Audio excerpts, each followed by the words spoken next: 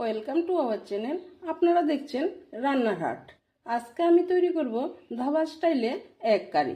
ধাবা স্টাইলে এগ কারি বানানোর জন্য আমি 4টা ডিম সিদ্ধতে দিয়ে দিচ্ছি। রসুন বাটা নিয়েছি, টমেটো পিউরি নিয়েছি, কিছুটা পরিমাণ টক দই নিয়েছি, কিছু কুচানো পেঁয়াজ নিয়েছি, আদা রসুন পেস্ট নিয়েছি, কিছু পরিমাণ নুন নিয়েছি, আর একটা বাটিতে মরিচ গুঁড়ো, হলুদ গুঁড়ো, ধনে গুঁড়ো, জিরের গুঁড়ো নিয়েছি। কালারের জন্য কাশ্মীরি লঙ্কার গুঁড়ো নিয়েছি, আর পুরনে একটা শুকনো লঙ্কা, এলাচ, লবঙ্গ, দারুচিনি ও জয়িত্রী নিয়েছি। ডিমগুলিকে আমি ছুরির সাহায্যে একটু একটু করে কেটে দেব।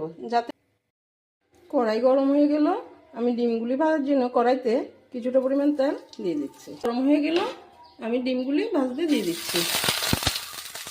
আমি কিছুটা পরিমাণ হলুদ গুঁড়ো দিয়ে দিচ্ছি। আমি লাল লাল করে ডিমগুলিকে ভেজে নিয়েছি। একই কড়াইতে কিছুটা পরিমাণ তেল দিয়ে দিচ্ছি। ফোড়নে শুকনো লঙ্কা, এলাচ, দারুচিনি, জয়িত্রী, লবঙ্গ দিয়ে দিচ্ছি। আমি আগে থেকে কুচানো পেঁয়াজগুলো দিয়ে দিচ্ছি। দেখুন পেঁয়াজটা লাল লাল করে ভাজা হয়ে গেল। এবার আমি তাতে আদা আর পেঁয়াজ পেস্টটা দিয়ে দিচ্ছি। এবার আদার কাঁচা গন্ধটা চলে গেল। এবার তাতে আমি কিছুটা পরিমাণ রসুন বাটা দিয়ে দিচ্ছি, পিউরিটা দিয়ে দিচ্ছি।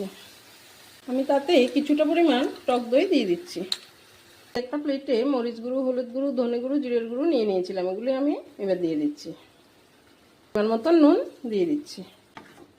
কিছুটা পরিমাণ কাশ্মীরি লঙ্কার গুঁড়ো দিয়ে দিচ্ছি কালারের জন্য। ব্যালেন্সের জন্য সামান্য পরিমাণ চিনি দিয়ে দিচ্ছি। এখন আমার সব মশলা ভালোভাবে কষানো হয়ে গেছে।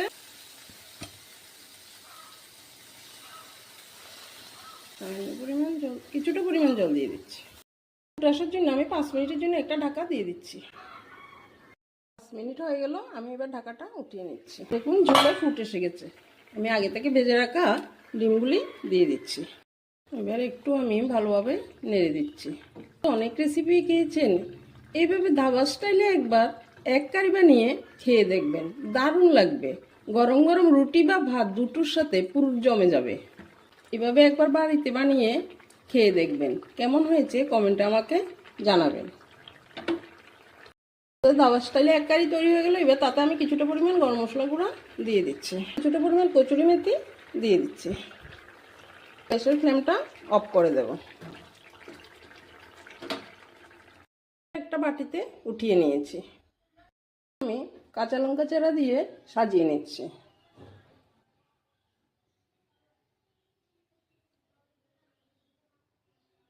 নতুন নতুন রান্না দেখতে লাইক ও সাবস্ক্রাইব করে আপনারা আমার পাশে থাকবেন। Thank you.